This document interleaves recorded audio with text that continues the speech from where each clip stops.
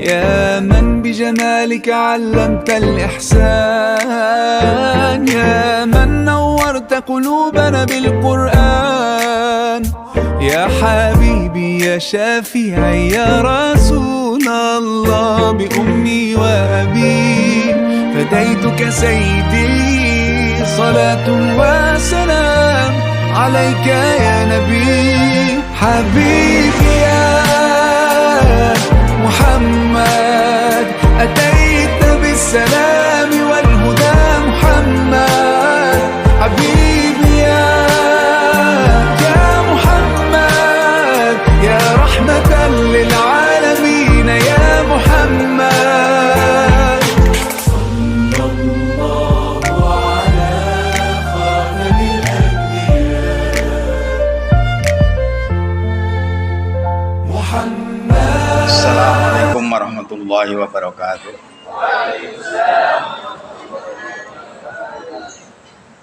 Innal hamdalillahi nahmaduhu wa nasta'inuhu wa nastaghfiruh wa na'udzu billahi min syururi anfusina sayyiati a'malina. May yahdihillahu fala mudhillalah wa may yudlil fala hadiyalah. Asyhadu an la ilaha illallah wahdahu la syarikalah. Asyhadu anna Muhammadan abduhu wa rasuluh. Allahumma sholli ala Muhammad wa ala ali Muhammad kama shallaita ala Ibrahim wa ala ali Ibrahim innaka Hamidum Majid. Allahumma barik ala Muhammad wa ala ali Muhammad kama barakta ala Ibrahim wa ala ali Ibrahim innaka Hamidum Majid. Ya ayyuhalladzina amanu taqullaha haqqa tuqatih wa la tamutunna illa wa antum muslimun.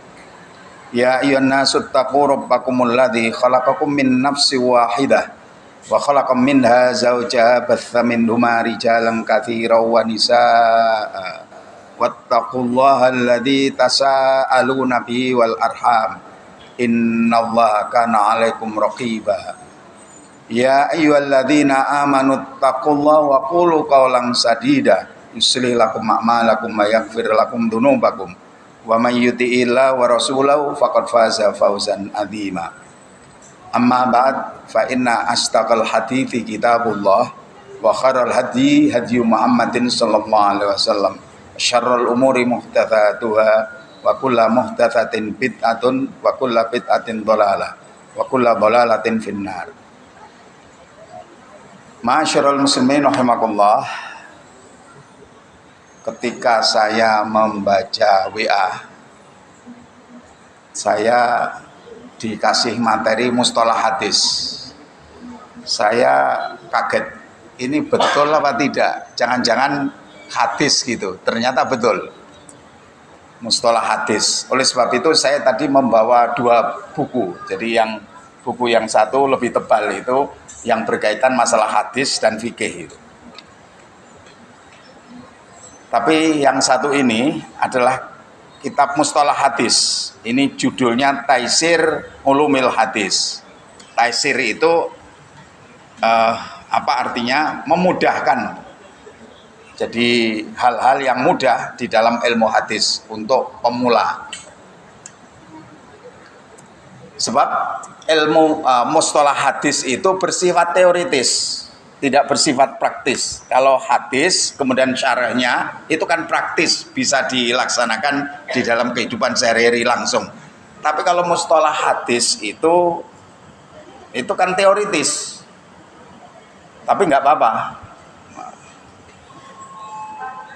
Oleh sebab itu mari kita mulai. Jadi ada perbedaan antara hadis, khobar dengan athar. Mungkin pernah mendengar di dalam pembicaraan sehari-hari bagi para mubaligh yang menyatakan ini adalah athar, ini adalah khobar, ini adalah hadis. Itu terjadi perbedaan. Hadis itu apa? Hadis itu adalah maja'a anin nabi, sesuatu yang datang dari Nabi sallallahu alaihi wasallam, sawaun kana qaulan, sama saja apakah itu ucapan beliau, au fi'lan atau perbuatan, au takriron atau persetujuan, au sifatan atau sifat. Jadi hal-hal yang dikaitkan kepada Rasulullah SAW apa saja? baik perkataan beliau, perbuatan beliau, persetujuan beliau atau sifat beliau. Maka di dalam hadis itu ada hal-hal yang bersifat fisik juga. Seperti umpamanya Rasulullah Sallallahu Alaihi Wasallam itu rambutnya tidak lurus tapi juga tidak keriting. Itu ada di dalam hadis, itu sifat Rasulullah Sallallahu Alaihi Wasallam. Termasuk Rasulullah Sallallahu Alaihi Wasallam kalau dipanggil seseorang itu menolehnya itu seluruh badannya, tidak hanya umpamanya dipanggil hanya menoleh dengan ngomong-ngomong dengan sampingnya itu dengan wajah saja, tidak, tapi beliau kalau dipanggil menoleh ya seluruhnya, seluruh badan, dan ngomong yang adep-adepan, tidak, oh iya ya, tidak begitu. Itu namanya sifatan. Jadi yang dikaitkan dengan Rasulullah SAW tentang sifat beliau. Jadi hadis itu sekali lagi sesuatu yang dihubungkan kepada Rasulullah SAW, baik perbuatan beliau, perkataan beliau, persetujuan beliau maupun sifat beliau. Itu hadis. Kemudian yang kedua, khobar. Apa itu khobar? Maja'a anhu sallallahu alaihi wasallam an ghairihi min ashabi awit tabi'in aw tabi'it tabi'in aw man tunau. Sedangkan khobar, al-khobar itu adalah sesuatu yang dikaitkan dengan Rasulullah sallallahu alaihi wasallam dan dikaitkan dengan sahabat-sahabatnya maupun dikaitkan dengan tabi'in maupun tabi'it tabi'in atau orang yang di bawah tabi'it tabi'in. Itu khobar. Jadi apa? Perbuatan, perkataan, persetujuan maupun sifat yang dikaitkan kepada Rasulullah SAW atau dikaitkan kepada sahabat, ini lebih umum, atau dikaitkan dengan tabi'it tabi'in atau dikaitkan dengan orang yang di bawahnya. Itu khobar namanya. Sedangkan athar, yang ketiga athar itu adalah maja'a an ghairin nabi sallallahu alaihi wasallam minas sahabati awit tabi'in aw man dunahum. Kalau khobar itu sesuatu yang dikaitkan dengan selain kepada Rasulullah sallallahu alaihi wasallam yang berupa sahabat ataupun tabi'in ataupun yang di bawahnya. Di bawahnya tabi'in itu tabi'ut tabi'in. Di bawahnya tabi'ut tabi'in ada tabi'it tabi'it tabi'ut tabi'it tabi'in. Yang di bawahnya lagi, ya di bawahnya lagi. Itu namanya athar. Jadi athar itu baik dari Rasulullah SAW maupun para sahabat maupun yang di bawah di bawah sahabat. Ini kita tahu perbedaan antara hadis, khobar dan athar. Makanya kadang-kadang ini atharus sahabat. Hadis ini ma'thur. Kan pernah dengar ya, al-ma'thurat. Tidak hanya dari Nabi SAW, iya dari Nabi iya, tapi sahabat juga dimasukkan di situ karena ma'thurat. Ya. Seperti zikir, zikir itu ada yang disebut al-ma'thurat. Artinya baik dari Nabi maupun dari sahabat maupun dari tabi'in. Sekarang apa yang dimaksud dengan hadis sahih? Karena tidak semua hadis itu bisa dijadikan dasar hukum. Tidak boleh kita mengatakan atau tidak benar kita mengatakan itu hadisnya wis enek. Berarti dasarnya sudah kuat. Ya dicari dulu, ditelisik dulu hadisnya itu kedudukannya bagaimana. Ada hadis itu sahih atau hadis itu hasan, apakah hadis itu dhaif?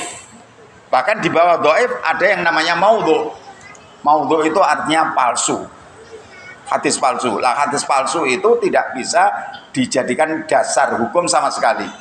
Kalau hadis lemah, hadis dhaif, asal dhaifnya, kelemahannya itu tidak keterlaluan, maka bisa dijadikan dasar untuk fadhailul a'mal, amal-amal yang utama.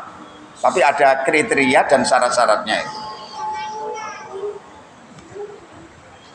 Oleh sebab itu kita baca dulu tentang hadis sahih itu pengertiannya apa. Ta'riful hadis sahih, definisi hadis sahih itu adalah huwa al-musnad al-muttasilu isnaduhu binaklil adlid dhabit anil adlid dhabit ala ila muntahahu min ghairi syudzudin wala illatin. Tentu saja kalau ingin belajar mustalah hadis harus tahu bahasa Arab itu. Karena ya itu kitab-kitab itu disusun dalam bahasa Arab, tapi ada juga yang disusun dalam bahasa Indonesia untuk memahami. Karena seperti di IAIN Kediri umpamanya itu ada maroji atau referensinya seperti ini. Seperti ini kalau saya pakai di di IAIN Kediri, saya pakai kitab ini, tapi bukan untuk mustalah hadis, tapi untuk pelajaran BMK. BMK itu apa? Bimbingan membaca kitab. Jadi berarti kitab yang dibaca apa? Berbahasa Arab. Itu biasanya semester 2, saya ngajar semester 2 prodi ilmu hadis. Itu BMK, bimbingan membaca kitab. Artinya yang dibaca itu ya kitab-kitab mustalah hadis itu. Selanjutnya, jadi hadis sahih itu adalah hadis yang musnad. Musnad itu bersambung sanadnya. Sanad itu begini. Jadi rangkaian yang mana berita itu sampai kepada kita. Agak sulit juga itu menjelaskan. Sanad itu begini contohnya. Umpamanya si A di sini saya berbicara umpamanya bahwa sholat tarawih itu hukumnya sunnah muakkadah. Terus kemudian ada orang A mendengarkan ceramah saya, kemudian dia mengatakan bahwa yang dimaksud dengan sunnah tarawih itu hukumnya sunnah muakkadah, gitu aja. Kemudian disampaikan kepada B. Kemudian B menyatakan bahwa saya dapat dari A bahwa tarawih itu hukumnya sunnah muakkadah. Kemudian dari C itu disampaikan kepada D umpamanya. D mengatakan saya dapat dari C yang menyatakan bahwa hukum tarawih itu sunnah muakkadah. Jadi A, B, C itu artinya sanad. Sanad yang paling tinggi saya, sumber itu. Jadi sumbernya dari mana? Dari saya. Tapi kalau dari itu Nabi atau sahabat atau tabiin begitu ya. Jadi mendengarkan dari saya langsung si A, kemudian diberitahukan kepada B, B diberitahukan kepada C, nyambung ini sanadnya. Sehingga memalsu hadis itu sulit. Ketahuan kalau hadis itu palsu karena nggak ada sanadnya, nggak ada sambungan. Jadi hadis ini diriwayatkan dari A, B, C, D. Harus dilihat riwayat hidupnya itu, pernahkah dia tinggal di Baghdad? Gurunya pernah tinggal di Baghdad apa tidak? Kalau dikatakan muridnya tinggal di Baghdad, gurunya nggak pernah tinggal di Baghdad, maka nggak benar, sanadnya itu terputus. Atau tahun meninggalnya gurunya itu pada saat lahirnya muridnya, maka itu ada inqita, ada keterputusan sanad, maka sanadnya nggak nyambung gitu. Jadi ditelisik betul ilmu hadis itu oleh para ulama itu agar untuk apa? Bukan untuk mengkritisi hadisnya, untuk mengkritisi jangan-jangan itu bukan sabda Nabi, bukan perilaku Nabi, bukan hadis Nabi, tapi diomongkan itu dari Nabi. Maka diteliti itu. Jadi orang yang membawa berita itu dari gurunya kepada muridnya dan seterusnya itu. Jadi sanadnya nyambung. Binaklil adlid dhabit, dengan memindahkan, menukil dari orang yang adil dan orang yang dhabit. Tapi di dalam istilah mustalah hadis itu yang disebut dengan adil di sini, bukan adil itu kalau mimpin sepak bola itu tidak berpihak kepada MU dan tidak berpihak pada Liverpool, tidak begitu.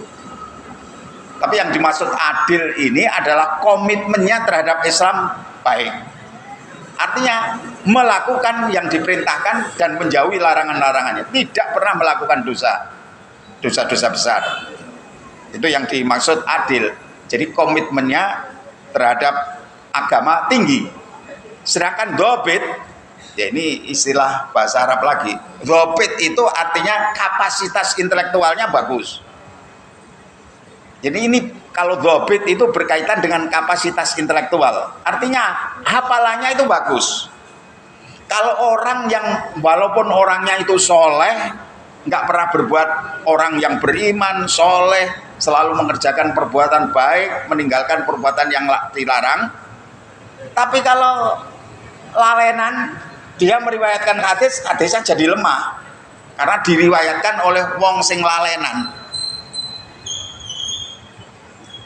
Karena ini jadi cacat itu, hadisnya jadi lemah. Walaupun orangnya soleh.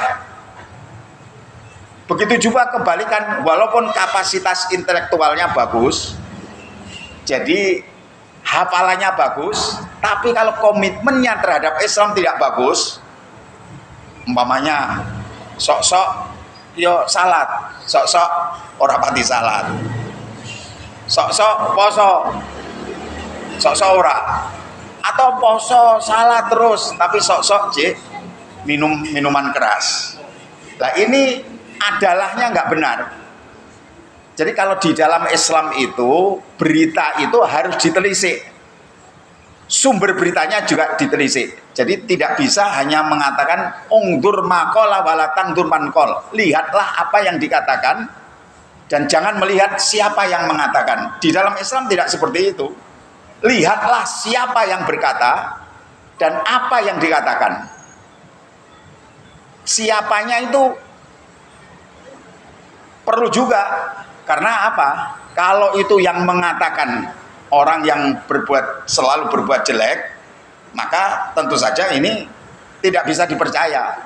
Umpamanya ada seorang kiai itu mengatakan sesuatu tentang agama, mengatakan benar atau mengatakan sesuatu, terus kemudian yang satu mengatakan, yang ada 10 orang tapi itu pencopet semuanya, 10 orang mengatakan berbeda dengan apa yang dikatakan oleh kiai itu. Kira-kira panjenengan itu percaya yang mana? Perkataan siapa? Ya kiai itu, walaupun kuantitasnya sedikit, jumlahnya sedikit, tapi kan kualitasnya bagus. Artinya kiai yang tenanan itu ya tidak akan dia melakukan sesuatu yang salah disengaja. Masyarul muslimin rahimakumullah, itulah makanya di dalam Islam demokrasi seperti demokrasi kita itu nggak bisa jalan. Kalau demokrasi itu bitingnya satu profesor, satu kiai, kan kalah kalau bitingnya orang-orang pencopet semuanya atau pelaku kejahatan. Itu kalah karena 1 banding 10. Tapi kalau di dalam Islam itu ya orangnya itu ya dipetani, orangnya baik apa tidak, orangnya pembohong apa tidak. Tapi kalau di dalam demokrasi kan nggak ada seperti itu. Pokoknya bitingnya akeh, suaranya banyak, entah suara itu dari suaranya pencopet, suaranya pembohong, atau orang-orang yang sukanya buat hoax, dengan suaranya 1 orang yang jujur. Kalau itu 10 yang sering mengatakan hoax, maka menang yang 10. Di dalam Islam tidak bisa begitu itu.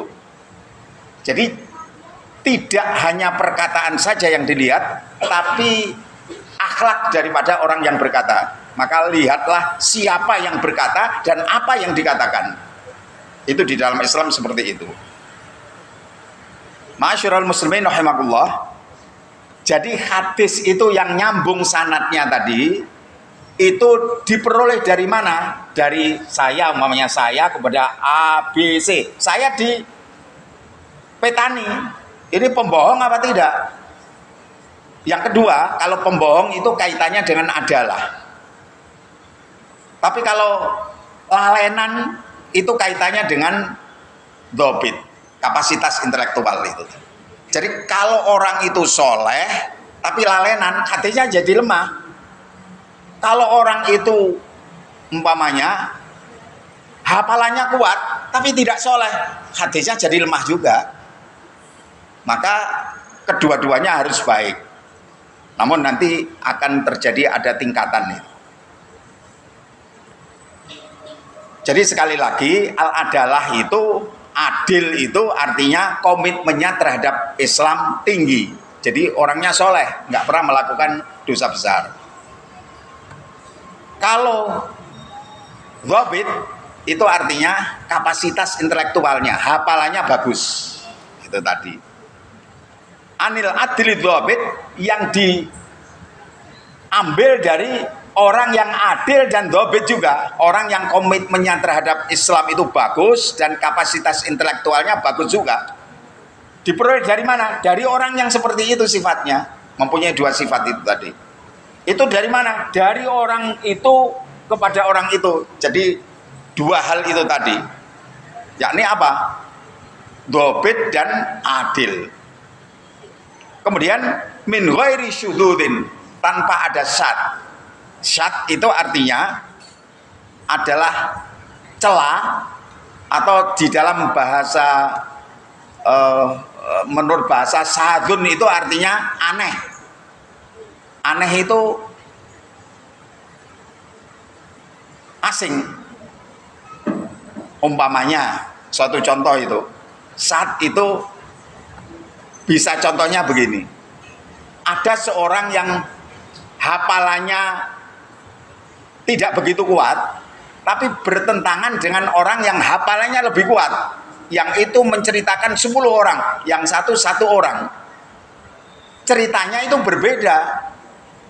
Maka yang satu itu disebut hadis ini sah. Karena apa? Diceritakan oleh orang yang hafalannya rendah, berbeda dengan orang yang hadis yang diceritakan oleh orang yang hafalan tinggi. Ini bertolak belakang. Padahal satu tema itu, temanya sama tapi bertolak belakang. Nah ini makanya hadis yang diriwayatkan hanya satu orang itu tadi dan hafalannya itu rendah, itu namanya hadis sah. Tapi kalau hadis yang diriwayatkan oleh orang yang terpercaya itu artinya adil dan kapasitas intelektualnya bagus, dhobit, itu orang hadis yang diriwayatkan oleh mereka itu ya tidak sah. Maka hadis itu disebut hadis mahfud, yang hafalannya terjaga. Jadi kalau ada hadis sah, kemudian ada hadis mahfud, ini soalnya terlalu teoritis sekali. Jadi ya kadang-kadang nggak artinya ya nggak menarik ini ya, karena teoritis. Tapi kalau hadis umpamanya hadis itu begini-begini, nanti amalkan ini saja. Ini teoritis gitu. Jadi dan perlu itu menggunakan akal kita di dalam memahami. Ya. Apalagi hujan ini nggak begitu kedengaran gitu.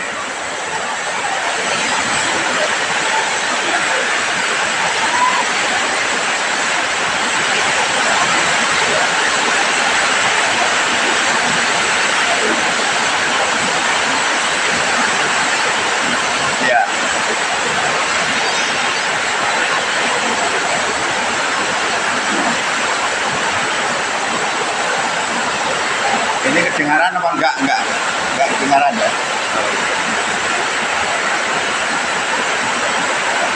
Berikutnya ini lebih kedengaran, tapi jelas apa tidak ya saya nggak tahu. Berikutnya kita berbicara masalah al-hadis al-hasan. Hadis hasan itu derajatnya di bawah hadis sahih, tapi bisa dijadikan dasar hukum. hasan itu artinya baik. Kalau sahih itu artinya benar atau sehat menurut bahasa. Jadi kalau al-hadis hasan itu hadis yang derajatnya bagus, tapi derajatnya itu di bawah sahih.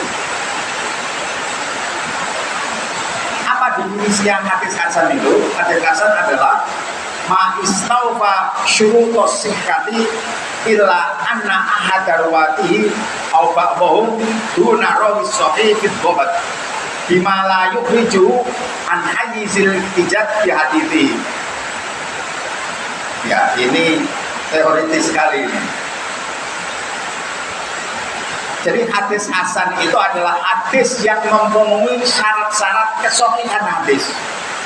Hanya saja salah satu perawinya yang meriwayatkan hadis itu atau sebagian yang meriwayatkan hadis itu hafalan atau kapasitas intelektualnya di bawah perawi hadis sahih.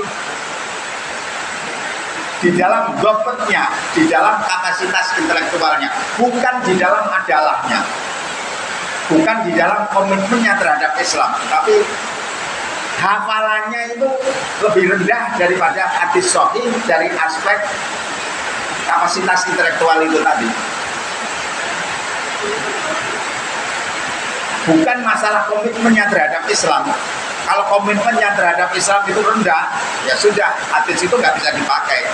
Tapi ini hadis hasan itu diriwayatkan oleh orang yang hafalannya itu di bawah orang yang hafal perawi sanad hadis sahih.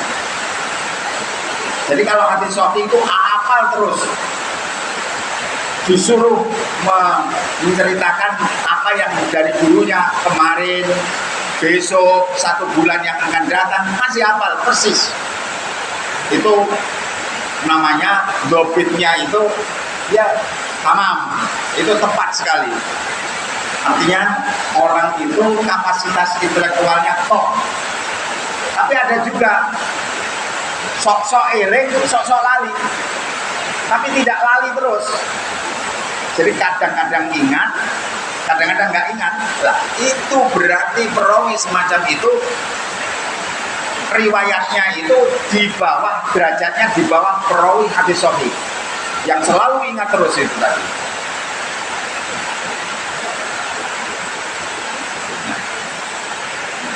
Sehingga kalau itu, tapi ya artinya hafalannya itu di bawah hafalan perawi hadis sahih, itu bukan berarti orang hafal belas seperti kita. Umpamanya kita kalau hidup di zaman hadis itu dibukukan, barangkali hadis yang dari kita lemah semuanya. Karena apa? Lali terus, wis lali orangnya dan artinya nggak bawa buku, nggak dicatat. Sebab hafal itu ada dua, dhabtu sadrin wa dhabtu kitabin. Dhabtu sadrin itu artinya hafal di luar kepala. Kalau dhabtu kitab itu hafal karena mencatat. Tapi kalau bukunya hilang, ya sudah, nggak hafal lagi. Ya, itu. Kalau kita kan nyatet ya ora, hafalan kita ya nggak kuat. Artinya pengajian yang hari ini disampaikan kemudian ditanyakan apa isinya, terus mbuh pokoknya anu lah, pokoknya hadis gitu, bicara mustalah hadis. Nah karena kita nggak catat juga, umpamanya diulangi apa itu perbedaan antara hadis dengan khobar dan dengan athar, itu yes hilang. Padahal sudah disampaikan tadi, dan juga tidak ditulis juga. Masyarul muslimin rahimakumullah. Jadi tingkat hafalannya itu lebih rendah daripada tingkat penghafal periwayat hadis sahih. Tapi tidak sampai menyebabkan hafalannya itu orang hafal terus. Kalau orang hafal terus, itu hadisnya jadi lemah. Itu namanya hadis hasan lidzatihi. sifatnya zat hadis itu hasan karena memang dihafalkan oleh orang yang kapasitas intelektualnya itu di bawah orang yang perawi hadis sahih. Ma'asyiral muslimin rahimakumullah, itu namanya hadis hasan lidzatihi. Kita kasih contoh, ada contohnya ini. Mithaluhu marawahu Ibnu Qattan fi ziyadatihi ala Sunan Ibnu Majah. Min tariqi Yahya bin Sa'id an Amr bin Syu'aib an Abi an jaddihi qala qala Rasulullah sallallahu alaihi wasallam kufrun bimri'in iddi'a'u nasabin la ya'rifuhu au jahduhu wa in daqqa. Sanadnya ini hasan karena apa? Ada seorang yang namanya Amr bin Syu'aib, yang mana Amr bin Syu'aib itu adalah orang yang disebut shaduk, orangnya jujur. Jujur artinya keadilannya itu adil, jadi jujur, tidak berbohong. Sayang hafalannya tidak begitu bagus, padahal dia meriwayatkan hadis, tapi hafalannya tidak sangat jelek itu tidak, tapi itu tidak begitu bagus lah, bukan bagus, kan bagus sekali, bagus, terus mungkin di bawahnya tidak begitu bagus, ya mungkin derajatnya tidak begitu bagus, tapi ini masih bisa dijadikan landasan hukum. Ini hasan lidzatihi karena ada perawi yang namanya Amr bin Syu'aib gitu tadi, yang artinya suatu kekufuran bagi siapa saja yang mengaku nasab yang dia tidak tahu. Artinya begini, anak angkat kok mengatakan bahwa bapak saya adalah ayah angkatnya, itu suatu kekufuran. Dia tidak tahu kok bahwa ayahnya itu saya bin ini, padahal dia anak angkat, itu nggak boleh itu.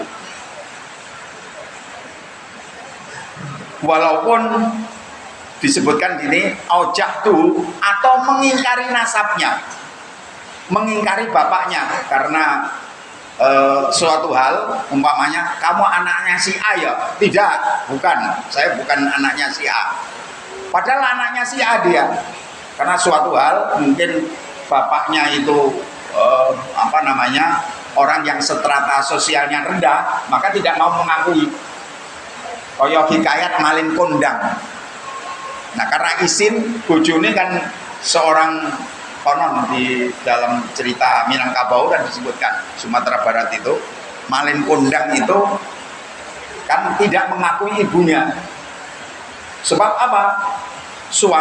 Istrinya itu cantik dan hartawan, orang yang kaya. Maka melihat orang yang kumuh begitu, kemudian dikatakan bukan ibuku, padahal ibunya. Lah itu namanya orang yang suatu kekufuran, orang yang baik yang mengaku sebagai bapak padahal bukan bapaknya, atau orang yang mengingkari bapaknya yang sesungguhnya, itu adalah suatu kekufuran. Ini namanya hadis. Kalau hadis ini sudah praktis itu tadi, ya kita gampang nongko nih. Tapi kalau musolah hadis itu tadi ya teoritis itu. Wa in daqqa, walaupun orang yang mengingkari itu tidak mengingkari 100%, mengingkari sedikit, tapi itu sudah suatu kekufuran. Orang yang mengingkari bapaknya sebagai bapak, artinya nggak boleh itu. Jadi harus diakui bapaknya ya bapaknya. Jangan sampai bapakku itu loh, tapi duduk bapak angkatnya, itu nggak benar juga. Ini hadis ini derajatnya hasan, bisa dijadikan dasar hukum. Ya, itu hasan lidzatihi. Sekarang ada lagi di bawah hadis sahih, sahih li dzatihi, itu derajatnya di bawah itu namanya sahih li ghairihi. Sahih li ghairihi itu artinya sahih karena dibantu oleh hadis yang lain atau periwayat yang lain. Maka hadis hasan itu boleh menjadi hadis sahih. Definisinya begini, sahih li ghairihi itu adalah al hasan li dzatihi idza ruwiya min tariqin akhar mithlihi aw aqwa minhu wa summiya sahihan li ghairihi. Jadi hadis sahih li ghairihi itu adalah hadis hasan li dzatihi. Itu tadi ya, hasan li dzatihi. Sebab ada hasan li ghairihi. Hasan li dzatihi apabila diriwayatkan dengan jalan lain, ada yang merawikan yang lain, tapi orang lain yang derajat hafalannya itu sama atau lebih kuat dari dia, maka hadis ini dari hasan itu boleh menjadi hasan li ghairihi. Hadis sahih li ghairihi menjadi hadis sahih li ghairihi. Hadis ini derajatnya sahih karena bantuan dari hadis yang lain yang diriwayatkan oleh orang yang lain yang kapasitas intelektualnya sama atau lebih kuat, lebih bagus. Nah, ini namanya sahih li ghairihi. Nah, ini kan terlalu teoritis sekali kan ya. Nah, saya nggak tahu ini nyambung apa tidak ya, mestinya nyambung, tapi setelah itu lali sama orang, kan gitu ya masalahnya. Ya, ma'asyiral muslimin rahimakumullah, itu tadi kita telah berbicara masalah hadis sahih li dzatihi, hadis sahih li ghairihi, kemudian hadis hasan li dzatihi, kemudian kita berbicara masalah hadis dhaif. Apa itu definisi hadis dhaif? Dhaif itu kan menurut bahasa artinya lemah. Hadis lemah itu definisinya malam yajma sifatil qabul bi fakti syartin min syuruti. Hadis lemah itu adalah hadis yang tidak mengumpulkan sifat-sifat diterimanya hadis disebabkan oleh salah satu dari syaratnya itu tidak ada.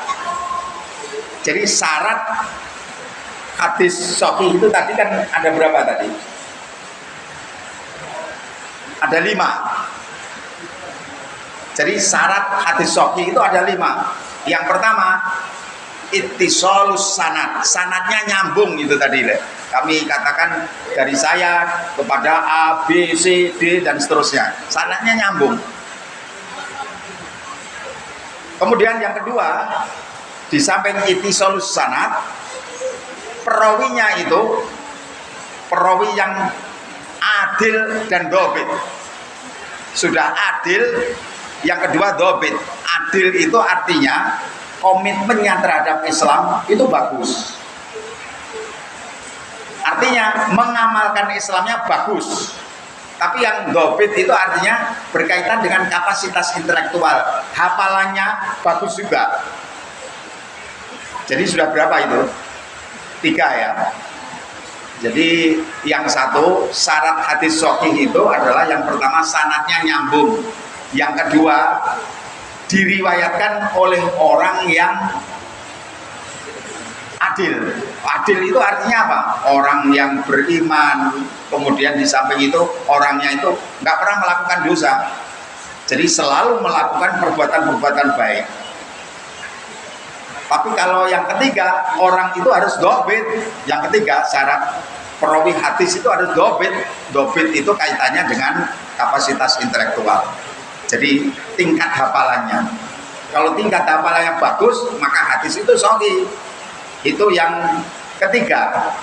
Syarat yang keempat, hadis itu dikatakan sahih. Yang keempat itu apabila hadis itu tidak syadun, tidak ganjil, tidak aneh.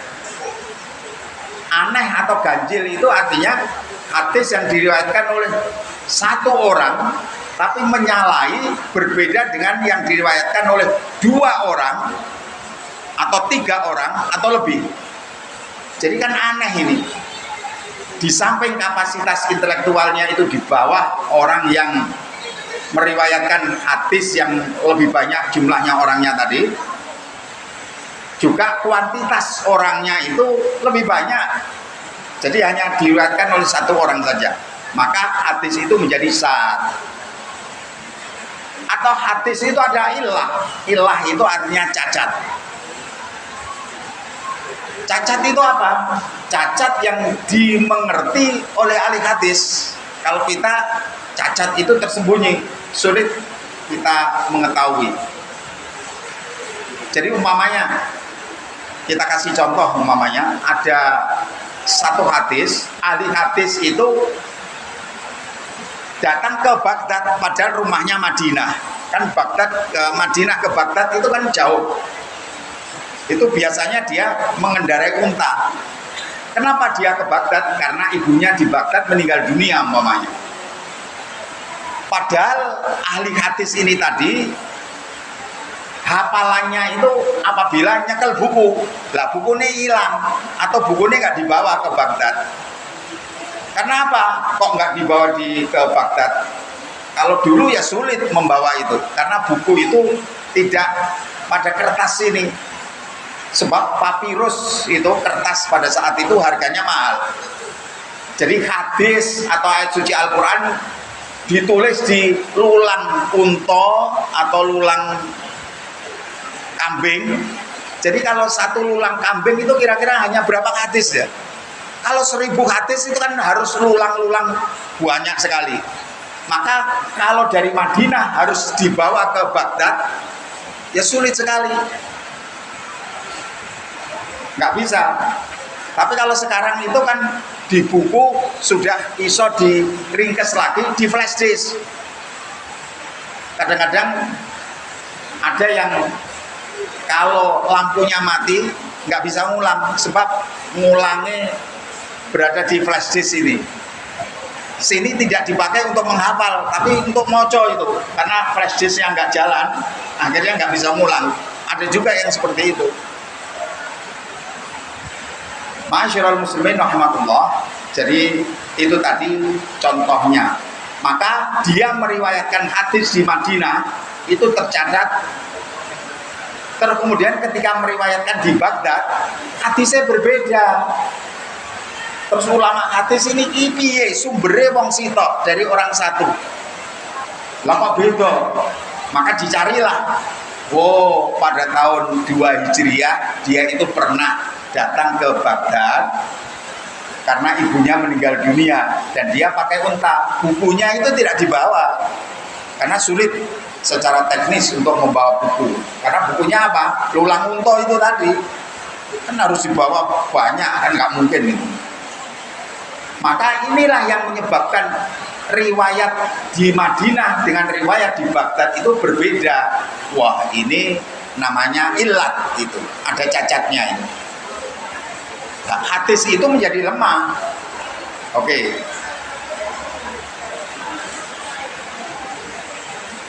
Tadi yang terakhir tadi apa?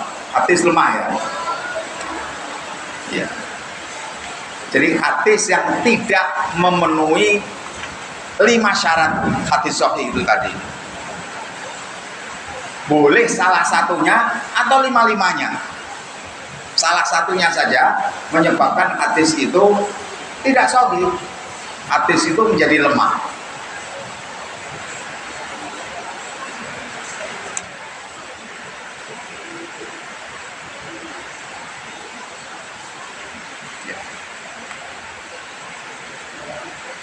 Kemudian aqsamud dhaif, macam-macam hadis lemah. Hadis lemah itu bisa dibagi menurut derajat kelemahannya menjadi 2. Yang satu, lemahnya itu tidak terlalu, dimana kalau itu diriwayatkan oleh orang lain maka lemahnya itu menjadi boleh, menjadi hadis hasan. Hasan li ghairihi, hasan karena dibantu oleh hadis yang lain yang diriwayatkan oleh orang yang lain yang kapasitas intelektualnya sama atau lebih kuat. Maka irtaqo ila ma yusamma al hasan bi ghairihi, maka derajatnya naik lagi, boleh menjadi hasan li ghairihi. Kenapa hasan li ghairihi? Hasan derajat hadis ini bagus karena ada bantuan hadis yang diriwayatkan oleh orang lain. Ini kalau memang abstrak ini, kalau di papan tulis itu kan bisa iki loh. Jadi kalau ngawang-ngawang, apalagi awal-awal ini mempelajari mustalah hadis, ya ramuden, artinya sulit untuk dipahami. Ya. Tapi nggak apa-apa, wis kadung membuat mustalah hadis kan begitu ya, nggak apa-apa, ruruh itulah. Bapak dan Ibu yang saya hormati, kemudian yang kedua,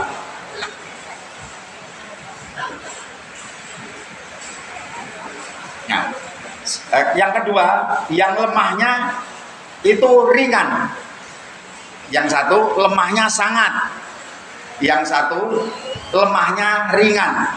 Jadi hadis lemah itu bisa dibagi menjadi dua, yang sangat lemah, yang kedua yang ringan lemahnya.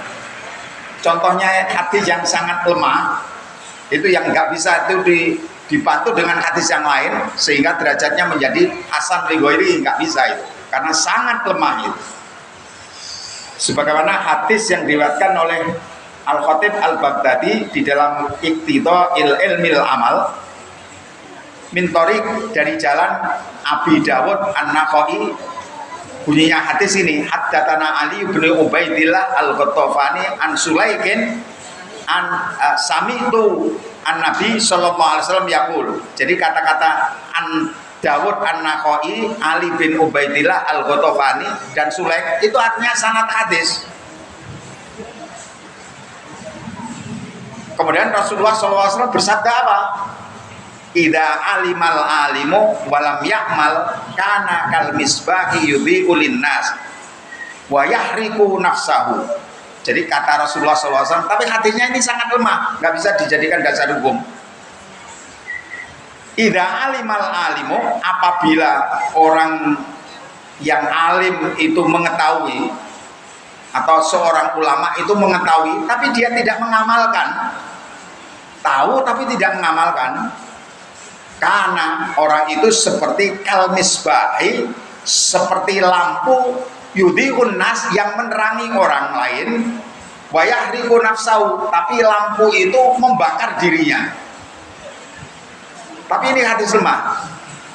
Jadi di dalam hadis yang sangat lemah yang menyatakan seorang ulama itu apabila mengetahui amalan tapi dia tidak mau mengamalkan, omong doang. Jadi nggak pernah dilakukan tapi dia tahu tapi nggak diamalkan, itu bagaikan lampu yang menerangi manusia sekitarnya tapi dirinya sendiri terbakar oleh lampu itu. Tapi ini nggak bisa dijadikan dasar hukum, tapi bisa dijadikan mungkin kata-kata mutiara saja. Bukan jangan datang ini dari Nabi SAW, jangan, karena hadisnya sangat lemah.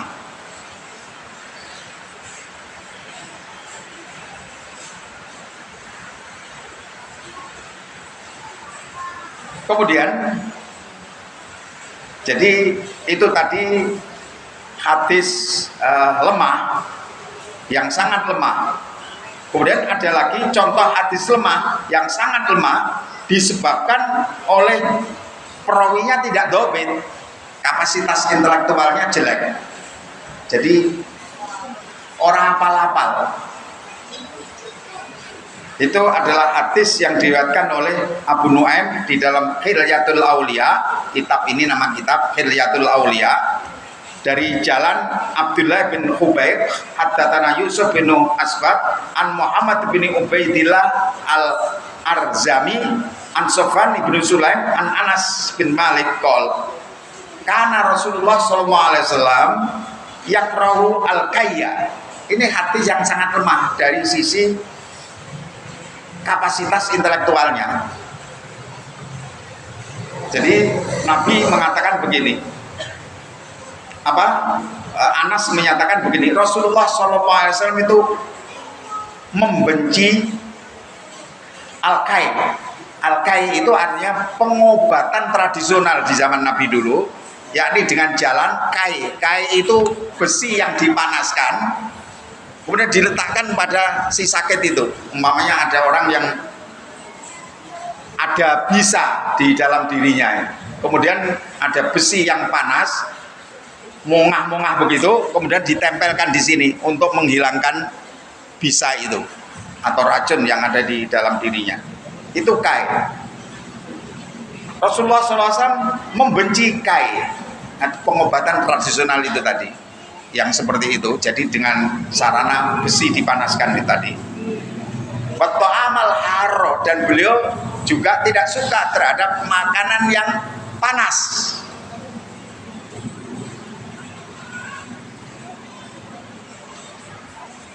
Wayakul, kemudian beliau mengatakan alaikum bil barid fa innahu dzu barakatin ala wa innal haro la barakata fi. Jadi sekali lagi agar utuh, Anas bin Malik mengatakan bahwa Rasulullah SAW tidak menyukai kai, pengobatan tradisional itu tadi, dan beliau tidak menyukai makanan yang panas, dan beliau mengucapkan hendaklah kalian menjauhi makanan yang panas, tapi makanlah yang dingin. Kalau kita kan anyep gitu itu ya, kalau dingin anyep. Tapi ini hadis lemah, hadis ini sangat lemah, jadi jangan dijadikan dasar hukum ini. Fa inna dzu barakatin, karena makanan yang dingin itu ada berkahnya. Ala wa innal har la barakata lahu. Ketahuilah bahwa makanan yang panas itu tidak ada berkahnya. Nah ini nggak boleh dijadikan dasar hukum, karena hadis ini adalah hadis dhaif, hadis yang sangat lemah.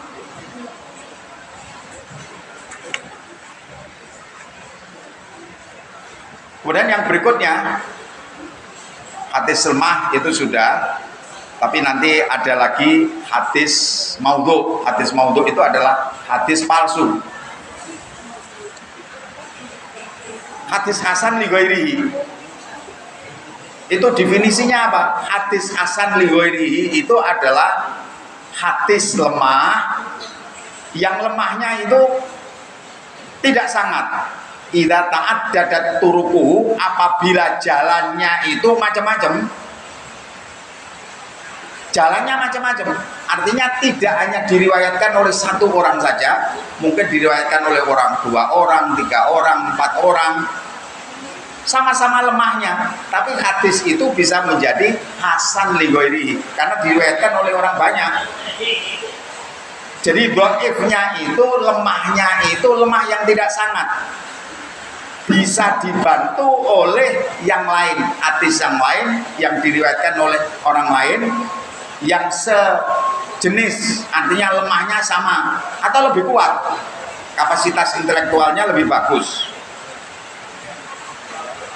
Ini namanya hadis dhaif itu tadi menjadi hadis hasan li ghairihi. Jadi derajatnya hasan karena dibantu oleh yang lain. Nah, hadis hasan li ghairihi ini boleh dijadikan dasar hukum.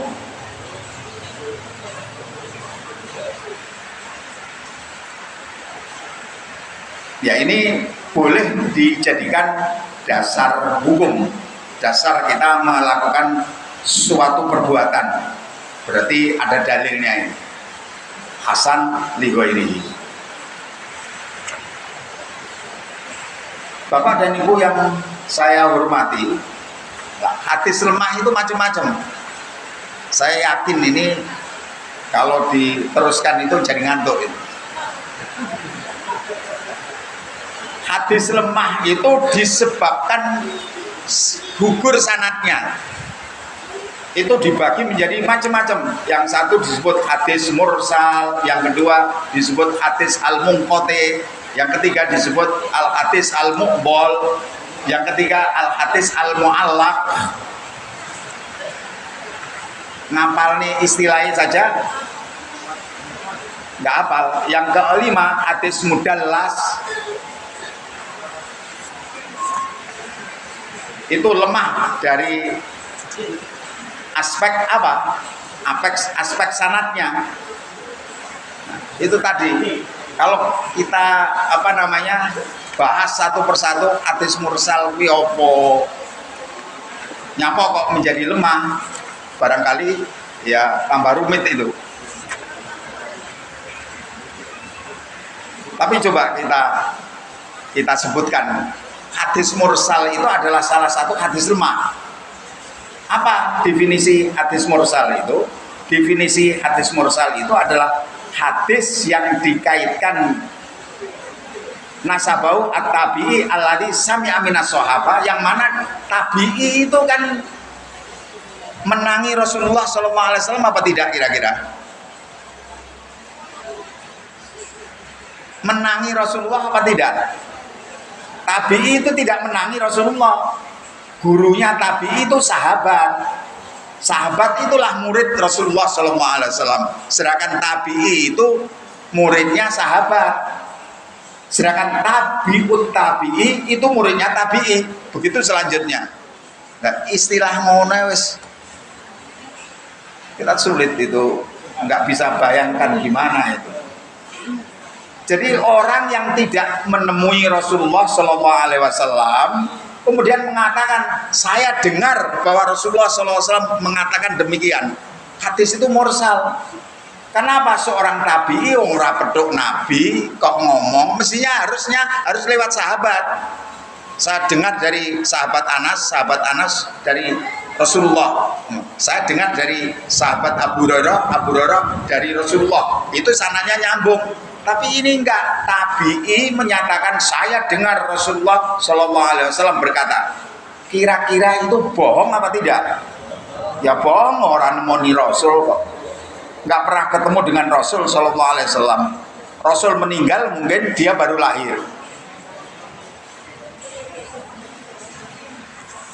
Berarti ini hadis ini disebut mursal karena tabi'i, seorang tabi'i mengatakan saya dapat dari Rasulullah SAW, itu mustahil sekali karena beliau nggak menangi Rasulullah. Itu namanya hadis mursal. Jadi ada keterputusan sanadnya. Jadi sanadnya apa? Sahabat yang terputus di situ. Kemudian yang kedua yang disebut hadis al-munqati. Al-munqati itu artinya juga terputus, tapi maksudnya di sini maka nafi isnadi ingkitaun fi maduna tabaqatis sahabi. Artinya terputusnya itu bukan sahabat. Jadi dari tabi'i, umpamanya ada seorang tabi'ut tabi'i itu menyatakan saya mendengar Abu Hurairah dari Nabi SAW, terjadi keterputusan. Karena tabi'ut tabi'i itu tidak pernah bertemu dengan sahabat, tapi bertemunya dengan siapa? Dengan tabi'i. Angel dah ya.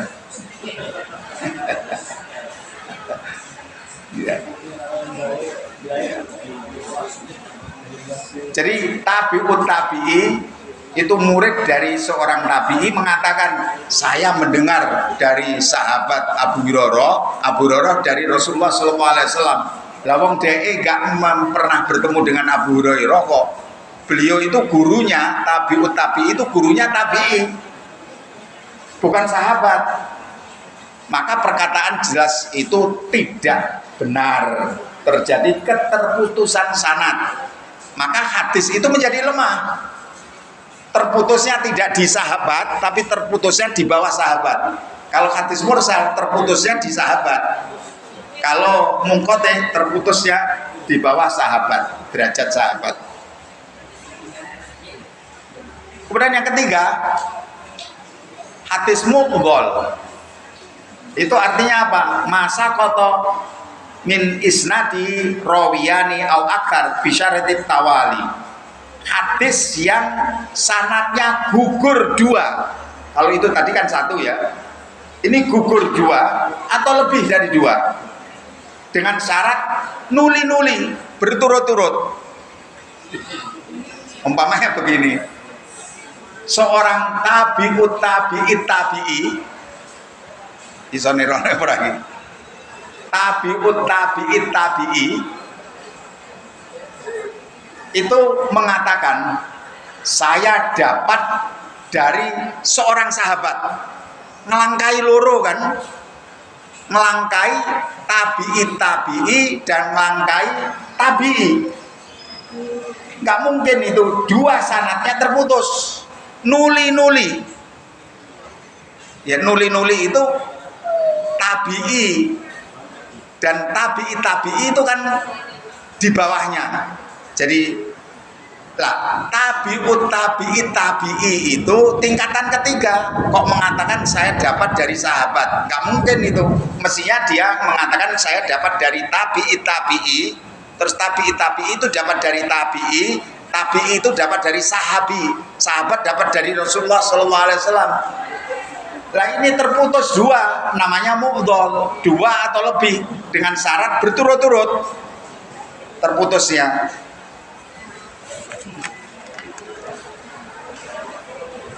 Kemudian yang keempat, hadis mu'allaq.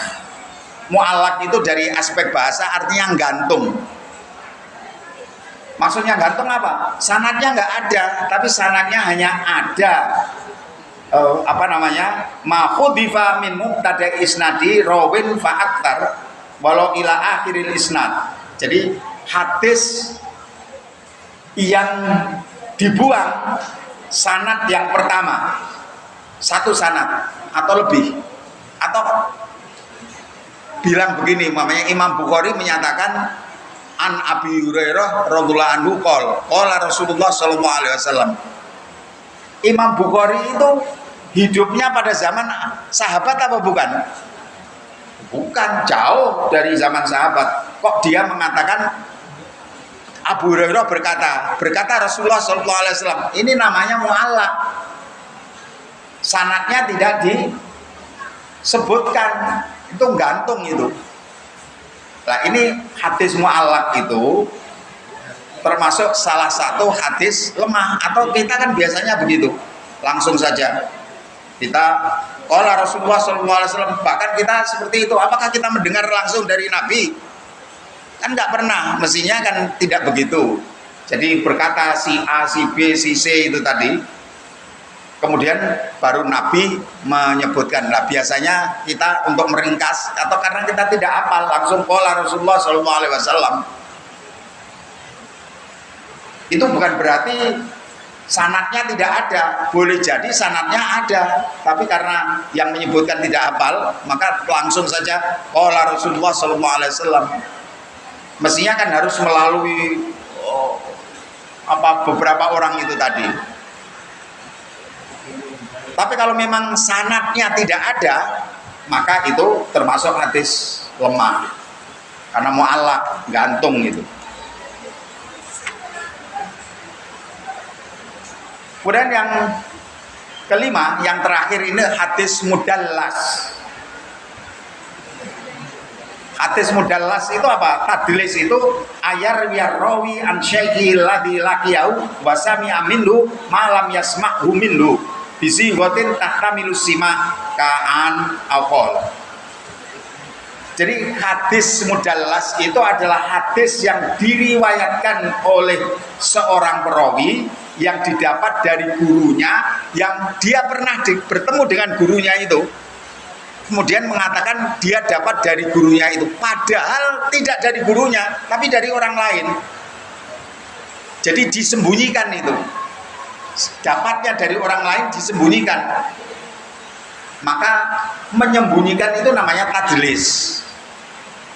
Ini termasuk hadis lemah. Nah kalau tidak ahli hadis kan nggak tahu itu.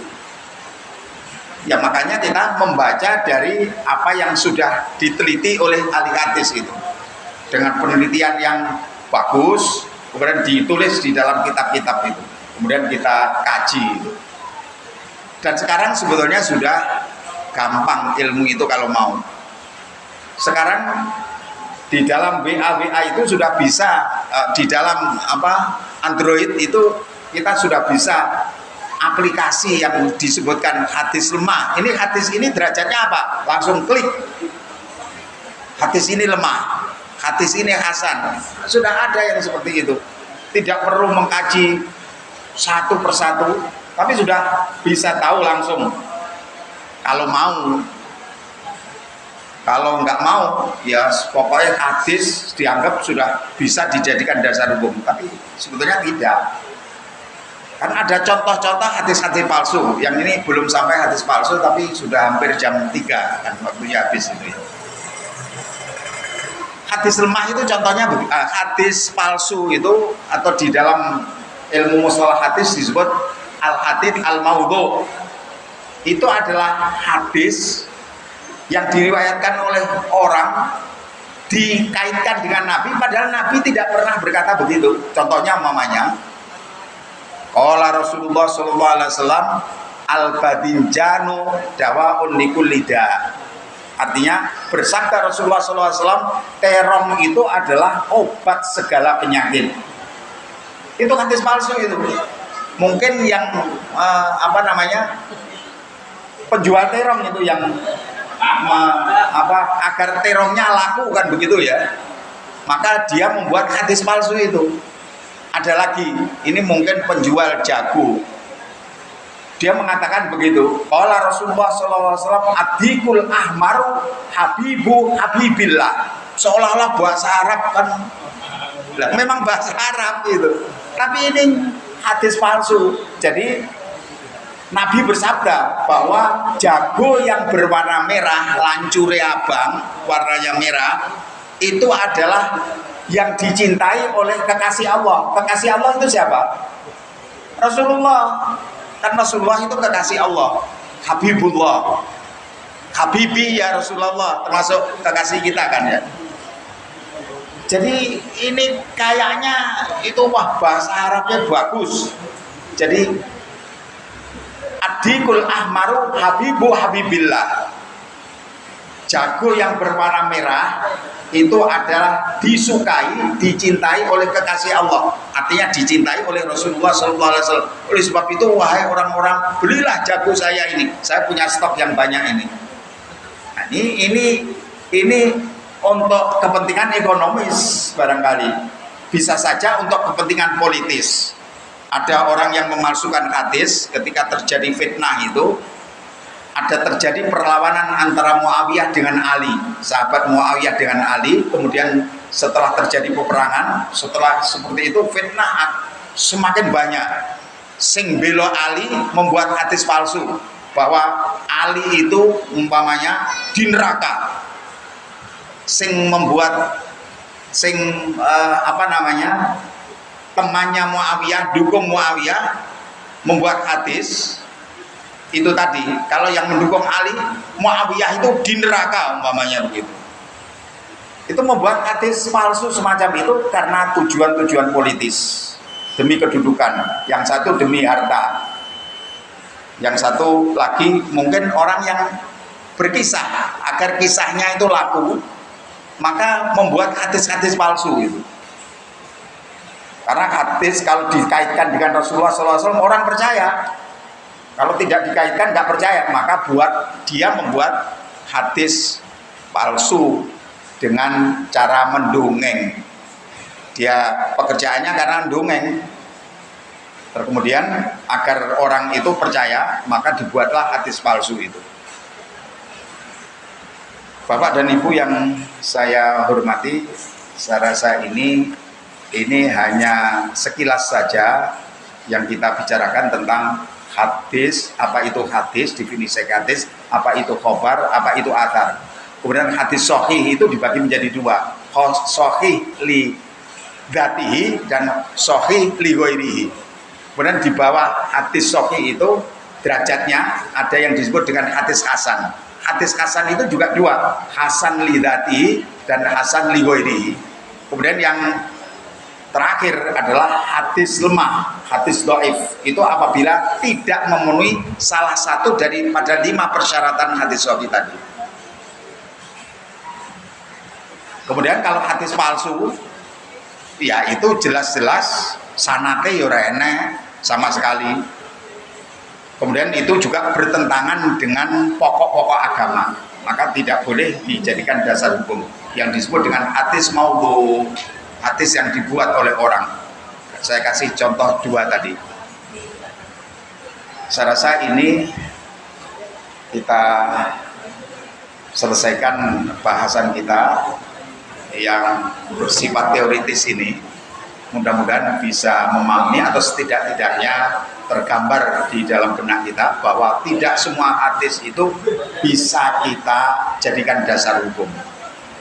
Yang bisa dijadikan dasar hukum apabila memenuhi syarat-syarat kesohihan atau hasan setidak-tidaknya. Saya rasa ini kurang lebihnya mohon maaf. Assalamualaikum warahmatullahi wabarakatuh.